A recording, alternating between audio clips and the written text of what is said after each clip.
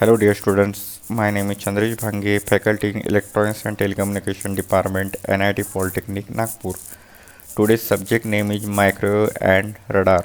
Today's chapter name is Microwave Active Component and today's topic name is my Traveling Wave Tube, TWT. अभी तक क्या क्या पढ़ा वो एक बार अपन देख लेते हैं, रिवाइज कर लेते हैं। वेरियस माइक्रोवेव टीज जैसे ई प्लेन टी पढ़े, एच प्लेन टी पढ़े, मैजिक टी पढ़े, रेड ट्रेस रिंग टी पढ़े। इसमें क्या होता है, ये टीज की मदद लेके वेवगाइड को अपन कनेक्ट कर सकते हैं। दूसरा आइसोलेटर पढ़े हैं। आइसोलेटर का क्या काम होता है, सिग्नल को सोर्स से लोड के तरफ ट्रांसफ़र करना। लेकिन अगर लोड से सोर्स के तरफ ट्रांसफ़र होने की कोशिश होती है तो आइसोलेटर उसे उस सिग्नल को ब्लॉक कर देता है। या फिर सिग्नल को अगर रोटेट करने की ज़रूरत है माइक्रोवेव गाइड के अंदर तो सर्कुलेटर का यूज करते हैं। Flanges, rotating coupling, bends, corner, taper and twist, ये क्या है, ये है माइक्रोवेव पैसिव कंपोनेंट जो इसके पहले पढ़े। इसका भी काम होता है माइक्रोवेव वेवगाइड जो रहती है उसे कनेक्ट करना अलग अलग डायरेक्शन में। डायरेक्शनल कपलर, कपलर का काम कपलर से क्या समझ आएगा, कपल यानी ज्वाइन करना और डायरेक्शनल यानी उसकी डायरेक्शन चेंज करके उसे ज्वाइन करना। तो ये अपन ने पढ़ा। Dish and horn antenna, microwave waveguide में दो तरीके के एंटीना यूज किए जाते हैं, एक है डिश एंटीना, दूसरा है horn antenna. Two cavity klystron amplifier, अगर माइक्रोवेव सिग्नल को अगर वीक सिग्नल से स्ट्रॉन्ग करना है तो ये two cavity klystron amplifier use किया जाता है, वो अपन ने पढ़ा है। Two cavity in multi cavity klystron, multi cavity klystron इसके पहले अपन ने पढ़ा है जहाँ पे दो कैविटी के अलावा और दो एक्स्ट्रा कैविटी लगा सकते हैं। रिप्लेक्स क्लिस्ट्रॉन एम्पलीफायर जो एक ऑक्सीलेटर की तरह काम करता है, सिग्नल जनरेटर की तरह काम करता है, ये चीज़ अपन ने पढ़ी है। मैग्नेट्रॉन पढ़ा है। कोर्स आउटकम, ये सब्जेक्ट पढ़ने के बाद आपका कौन सा नॉलेज पढ़ने वाला है वो एक बार देखते हैं। Maintain the active microwave component end devices, active microwave components के बारे में इंफॉर्मेशन अपने ये सब्जेक्ट पढ़ने के बाद आपको मिलने वाली है। ये यूनिट पढ़ने के बाद आपका क्या कौन सा नॉलेज बढ़ने वाला है वो एक बार देखते हैं। Describe with relevant sketch the concept of velocity modulation and bunching effect for the given microwave tube, microwave tube के अंदर में वेलोसिटी मॉड्यूलेशन यानी जो भी इलेक्ट्रॉन बीम की वेलोसिटी और उसकी स्पीड बढ़ाना है या फिर उसके बंचेस बनाने इलेक्ट्रॉन के, उसका नॉलेज ये जो चैप्टर है इसमें मिलता है। Prepare draw the Applegate diagram for a given parameter of microwave tube, एक वेवफॉर्म रहती है जिसे कहते हैं एप्पल गेट डायग्राम, तो उसके पैरामीटर्स के बारे में यहाँ पे इंफॉर्मेशन मिलने वाली है। Describe the application of the given microwave tube, अलग अलग माइक्रोवेव ट्यूब रहते हैं उसके एप्लीकेशंस ये चैप्टर में पढ़ने को मिलने वाले, उससे नॉलेज अपना बढ़ने वाला है। Compare the performance of klystron and TWT, klystron amplifier और ट्रैवलिंग वेव ट्यूब का कंपैरिजन इस यूनिट में पढ़ने को मिलेगा। ये आज कौन से टॉपिक पढ़ने वाले हैं, working principle of travelling wave tube TWT as an amplifier. पहला टॉपिक है ट्रैवलिंग वेव ट्यूब के बारे में पढ़ना है, उसका वर्किंग प्रिंसिपल, उसके एप्लीकेशन पढ़ना है, उसका कंपैरिजन पढ़ना है। Compare the performance of klystron and travelling wave tube. Friends, next है programme outcome PO and PSO। आज जो अपन टॉपिक पढ़ रहे हैं वो उसे कहते हैं, यानी उसके बाद आप वो कौन कौन से जो प्रोग्राम आउटकम है उसे सेटिस्फाइड करते या फिर मैप करते हैं जो NBA ने दिए हुए हैं। ये 10 PO यहाँ पे लिखे हुए हैं और 2 PSO लिखे हुए हैं। फर्स्ट है बेसिक नॉलेज जो फिजिक्स केमिस्ट्री रिलेटेड रहते हैं, मैथमेटिक्स से रिलेटेड रहते हैं, बेसिक सब्जेक्ट के लिए रहते हैं। दूसरा है डिसिप्लिन नॉलेज जो अपने फील्ड रिलेटेड रहते हैं, जैसे इलेक्ट्रॉनिक फील्ड, टेलीकम्युनिकेशन फील्ड के बारे में ये टॉपिक है, तो इस वो जो टॉपिक है ये नॉलेज उससे कवर हो रहा है क्या, ये पता करते हैं। उसके बाद एक्सपेरिमेंट एंड प्रैक्टिस, यानी आज जो टॉपिक पढ़ते हैं उसमें वो करने के बाद अपन कोई एक्सपेरिमेंट कर सकते हैं क्या, उसकी प्रैक्टिस कर सकते हैं क्या, ये अपन यहाँ से जो electronics and telecommunication engineering related problem solve करने के लिए काम में आता है, जो है PO3। PO4 क्या है, इंजीनियरिंग टूल्स, यानी आज जो टॉपिक पढ़ रहे हैं उससे कोई ऐसा नॉलेज जो डेवलप हो रहा है क्या, जहाँ पे इंजीनियरिंग टूल्स यानी इलेक्ट्रॉनिक्स एंड टेलीकम्युनिकेशन की टेक्नोलॉजी से कोई टूल्स का यूज किया जा रहा है क्या, वो आपको पता यानी PO4 में होता है वो। उसके बाद PO5 इंजीनियर एंड सोसाइटी, इस ये टॉपिक पढ़ने के बाद आपका सोसाइटी रिलेटेड, हेल्थ रिलेटेड कोई सेफ्टी इंस्ट्रक्शंस, लीगल इंस्ट्रक्शंस, ऐसे कोई इंस्ट्रक्शंस से आपका नॉलेज बढ़ रहा है क्या, तो PO5 सेटिस्फाइड होता है। PO6 क्या होता है, एनवायरनमेंट एंड सस्टेनेबिलिटी। इसमें क्या होता है कि जो एटमॉस्फेयर है, जो बाहर का वातावरण है उसका वो टॉपिक पढ़ने के बाद इस रिलेटेड आपका कोई नॉलेज बढ़ने वाला है क्या, वो है PO6। PO7 यानी क्या, इथिक्स। इथिक्स यानी क्या, बिहेवियर। अपना जो बिहेवियर के बारे में कुछ इम्प्रूवमेंट होने वाला है क्या आज का टॉपिक पढ़ने के बाद, ये PO7 बताता है। PO8 क्या है, individual and team work. Individual and team work में क्या होता है दोस्तों, यहाँ पे आप आज जो टॉपिक पढ़ने वाले हो उसमें कोई लीडरशिप क्वालिटी बढ़ रही है या फिर टीम मेंबर करके कुछ काम करना है क्या, इसका नॉलेज कोई बढ़ रहा है क्या, तो ये PO8 होता है। उसके बाद PO9 ये होता है कम्युनिकेशन रिलेटेड। ये कम्युनिकेशन रिलेटेड क्या है कि जैसे आज का जो टॉपिक पढ़ने वाले उससे आपका कोई कम्युनिकेशन स्किल इम्प्रूव होने वाला है क्या, ये बताता है। नेक्स्ट है PO10। PO10 क्या है, life long learning. Life long learning में क्या है कि यहाँ पे आपको कोई ऐसा टेक्नोलॉजिकल जो आगे चेंजेस होने वाले हैं इलेक्ट्रॉनिक्स एंड टेलीकम्युनिकेशन फील्ड में, इसके बारे में आपको इसके बारे में नॉलेज आने वाला है क्या, ये टॉपिक पढ़ने के बाद, ये है PO10। नेक्स्ट है प्रोग्राम स्पेसिफिक आउटकम, यानी व्हाट शी और he will able to the in the electronics and telecommunication engineering specific industry soon after the diploma program। ये है PSO1। PSO1 में क्या होता है, इलेक्ट्रॉनिक्स एंड टेलीकम्युनिकेशन सिस्टम में यहाँ पे maintain various type of electronics and telecommunication, यानी आप ये टॉपिक पढ़ने के बाद आप अलग अलग कोई इलेक्ट्रॉनिक्स एंड टेलीकम्युनिकेशन में जो टाइप्स रहते हैं, जो सिस्टम्स है, उसके बारे में आपको कोई नॉलेज आने वाला है क्या। और एक है PSO2, यानी क्या है इसमें EDA tools use. EDA tools का मतलब क्या, इस रिलेटेड ये टॉपिक पढ़ने के बाद कोई सॉफ्टवेयर का आप यूज करने वाले हो क्या, उसका कोई नॉलेज आने वाला है क्या। तो ऐसे PO1 से लेके PO10 तक रहते हैं, और एक रहता है PSO1 PSO2। तो सबसे पहले यहाँ देखते हैं कि यहाँ पे आपको देखने को मिलता है कि आज का जो अपन टॉपिक पढ़ने वाला है, आप उस रिलेटेड आपका PO1 सेटिस्फाइड हो रहा है, मैप हो रहा है। जैसे क्योंकि ये टॉपिक में मैथमेटिक्स रिलेटेड कुछ चीज़ें हैं, जैसे साइंस, फिजिक्स, केमिस्ट्री रिलेटेड, उससे वो रिलेट करता है, इसलिए यहाँ पे टिक किया गया। सेकंड है डिसिप्लिन नॉलेज, यानी अपने को यहाँ पे electronics and telecommunication related knowledge मिल रहा है, वो चीज़ सेटिस्फाइड हो रही, मैप हो रही, इसलिए यहाँ पे अपन राइट किए हुए हैं।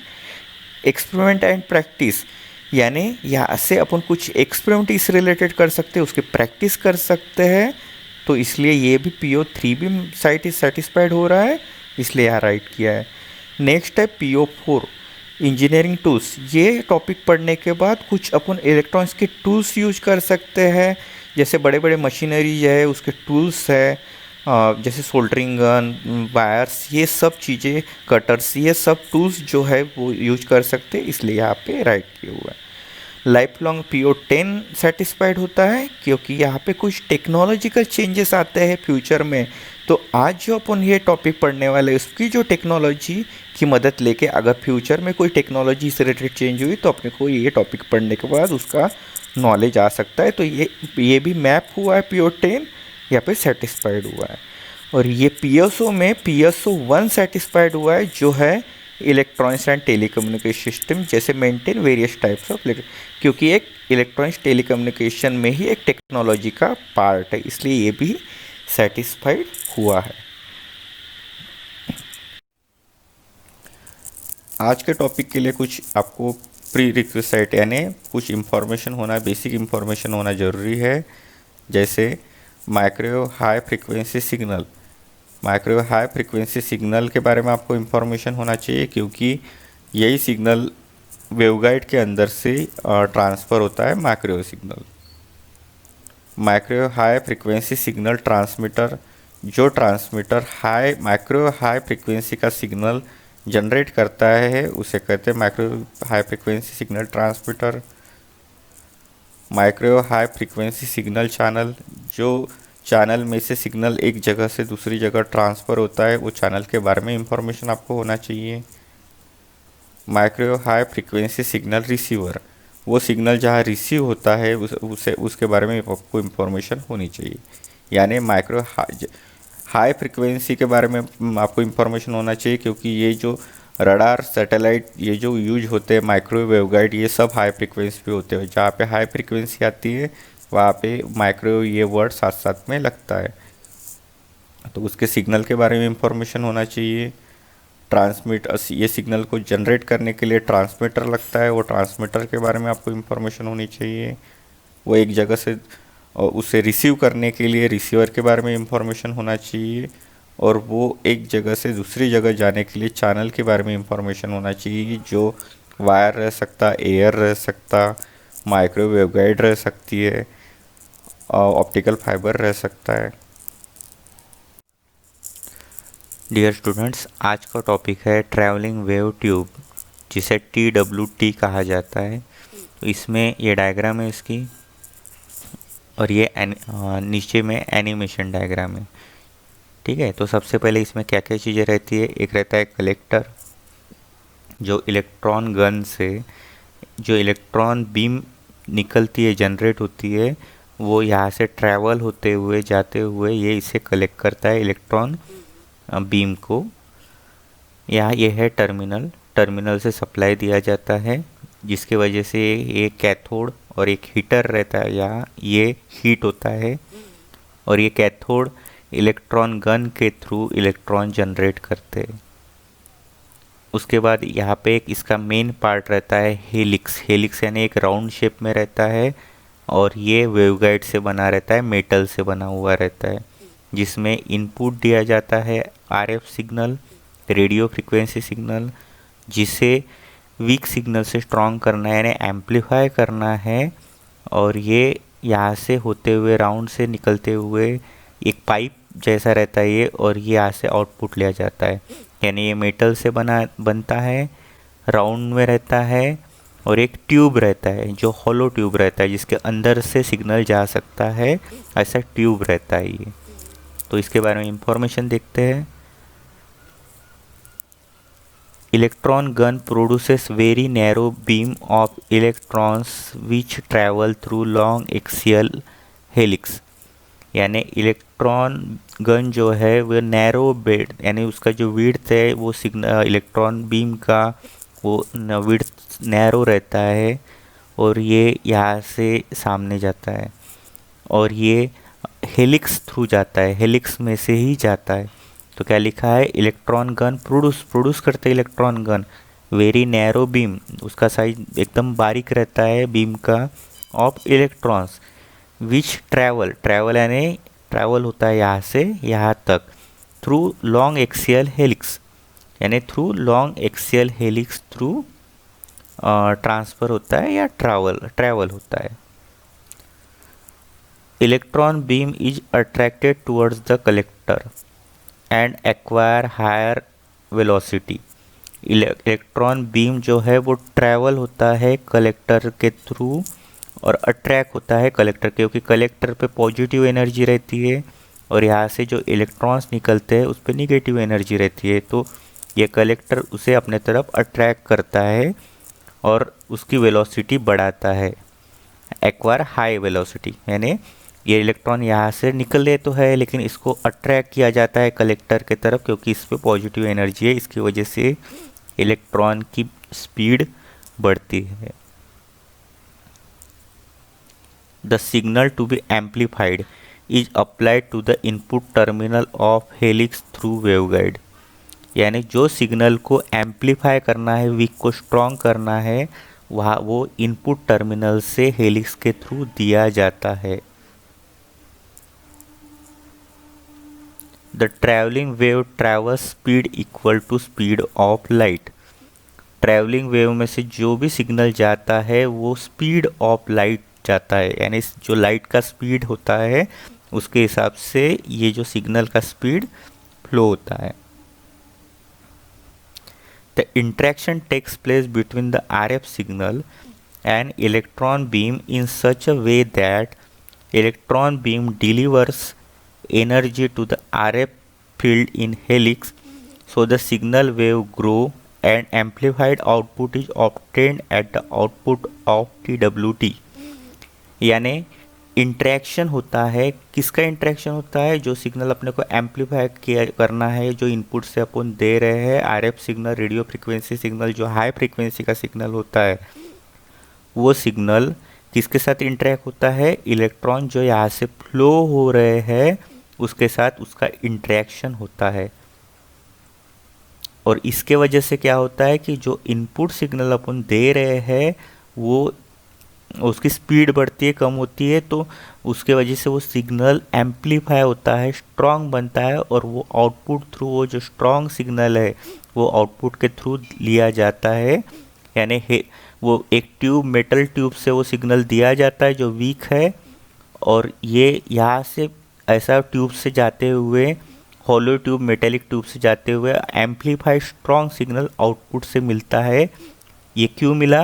क्योंकि इंटरेक्शन हुआ, इलेक्ट्रॉन जो यहाँ से यहाँ तक ट्रैवल हो रहा था इसके वजह से, इसलिए लिखा हुआ है the interaction takes place between the RF signal and electron beam in such way that the electron beam delivers energy to the RF field in helix. ये इलेक्ट्रॉन बीम एनर्जी किसे प्रोवाइड करते? हेलिक्स से जो signal transfer हो रहे हैं उससे। So the signal wave grow, signal की वेव ग्रो होती है, बढ़ती है सिग्नल वो, एंड एम्पलीफाइड आउटपुट कहाँ से मिलता है? आउटपुट ऑफ TWT, TWT के आउटपुट से मिलता है। The axial RF signal and electron beam can now interact continuously. As a result, complete bunching takes place and achieve high gain. Continuously axial RF field का मतलब क्या है? Axial यानी round में जो RF सिग्नल यहाँ से दिया जा रहा है और इलेक्ट्रॉन बीम से जो सिग्नल आ रहा है उसका कंटिन्यूसली इंटरेक्शन होता है, एक में एक से वो मिलते रहते हैं। एजर इसका रिजल्ट क्या होता है? Final complete bunching takes place. Bunch यानी अगर एक रहता है तो उसे सिंगल कहेंगे, लेकिन अगर बंच रहता है तो इलेक्ट्रॉन का बंच यानी उसका गुच्छा जो बोलते हैं, वो बहुत सारे इलेक्ट्रॉन को अगर मिलाते हैं तो उसे कहते हैं बंचिंग। वहाँ पे बनता है, टेक्स प्लेस होता है। एंड अचीव हाई गेन, यानी हाई गेन का मतलब एम्पलीफाइड आउटपुट मिलता है यहाँ से, आउटपुट से। चलो देखते हैं कि ट्रैवलिंग वेव ट्यूब जो है वो ट्रैवलिंग वेव ट्यूब किस तरीके से दिखता है इंडस्ट्री में। यह है ट्रैवलिंग वेव ट्यूब, ठीक है। और ये इसके अंदर में क्या चीज़ें रहती है वो ये है, जैसे कलेक्टर, ये हो गया कलेक्टर अपन ने दिखा था, ये इलेक्ट्रॉन गन हो गया, ये इलेक्ट्रॉन में यानी यहाँ से सिग्नल जाता है, कलेक्टर उसे कलेक्ट करता है, और ये हो गया हेलिक्स जो राउंड शेप में है, वेव गाइड है जो मेटल से बना हुआ है, ट्यूब पैटर्न में होता है, और ये इनपुट और यहाँ से आउटपुट लिया जाता है।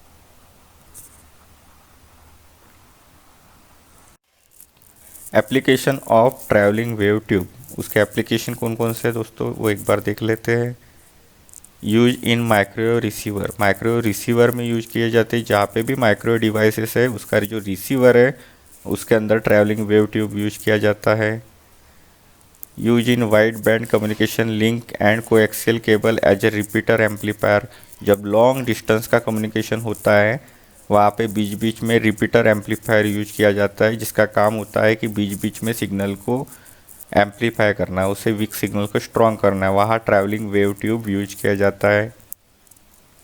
यूज इन कम्युनिकेशन सैटेलाइट, जहाँ जो सैटेलाइट कम्युनिकेशन पर्पज के लिए काम में आता है वहाँ ट्रैवलिंग वेव ट्यूब काम में आता है। Use in continuous wave high power TWTs are use in troposcatter links. Troposcatter link एक कम्युनिकेशन सिस्टम का पार्ट है वहाँ पे, और continue wave high power TWT में वो यूज करते हैं। Use in high power pulse radar and ground base radar, ये दो टाइप के रडार में ये यूज किया जाता है। TWT और क्लिस्ट्रॉन ये दोनों का डिफरेंस है। तो field travel along the beam, और यहाँ पे यानी इसमें फील्ड बीम के साथ ट्रैवल होती है एक जगह से दूसरी जगह। यहाँ पे फील्ड तो स्टेशनरी रहती है, ओनली बीम ट्रैवल, सिर्फ बीम इलेक्ट्रॉन बीम ट्रैवल होती है। Interaction of electron beam and RF field in TWT is continuous over the entire length of the circuit. यहाँ पे इलेक्ट्रॉन बीम और RF field in the TWT ये continuous रहती है entire the tube, entire the circuit, क्योंकि ये साथ साथ में ट्रैवल करती है। लेकिन यहाँ पे ऐसा नहीं होता। Interaction of the electron in the klystron occur only at the gaps of few resonant cavity. जैसे अपने दो रेजोनेंट कैविटी वहाँ पड़ी थी, तो वहाँ पे वो दो इंफॉर्मेशन उसमें कुछ ही वक्त वो RF सिग्नल और इलेक्ट्रॉन बीम का कांटेक्ट आता है, जैसे यहाँ पे कंटिन्यू आता है। The microwave circuit is non resonant, ये नॉन रेजोनेंट होती है, ये रेजोनेंट टाइप होता है। The wave in TWT is propagating wave, ये नॉन प्रोपोगेटिंग वेव है। TWT use non resonant wave circuit, क्योंकि ये नॉन रेजोनेंट है इसलिए non wave resonant circuit for input and output. यहाँ पे रेजोनेंट सर्किट यूज करते हैं, इसमें कैविटी यूज करते हैं। Wide band device use for the non resonant wave circuit, यहाँ पे कौन सा टाइप का सर्किट यूज करते हैं, वाइड बैंड डिवाइस यूज करते हैं। यहाँ पे अपोजिट यानी नैरो बैंड डिवाइस यूज करते हैं। अभी तक ये चैप्टर में अपन ने क्या क्या पढ़ा वो एक बार देख लेते हैं। Working principle of travelling wave tube as an amplifier, working principle अपन ने देखा ट्रैवलिंग वेव ट्यूब का। Application of travelling wave tube इसमें इस चैप्टर में देखने को मिले। Compare the performance of klystron and TWT, यानी जो कंपैरिजन अपन ने पढ़ा वो देखने को मिला। एग्जाम में इस पे क्या क्वेश्चन पूछे जाते हैं वो एक बार देखते हैं।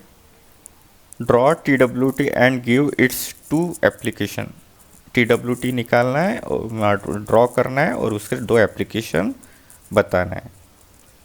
Describe the working of TWT as an amplifier, TWT और TWT एज एन एम्पलीफायर दोनों एक ही है, तो कन्फ्यूज नहीं होना है इसमें। Compare the performance of klystron and TWT, यानी जो डिफरेंस है वही है, ये कंपेयर वर्ड आ गया और ये साथ साथ में आया तो समझ जाना है डिफरेंस वहाँ पे लिखना है।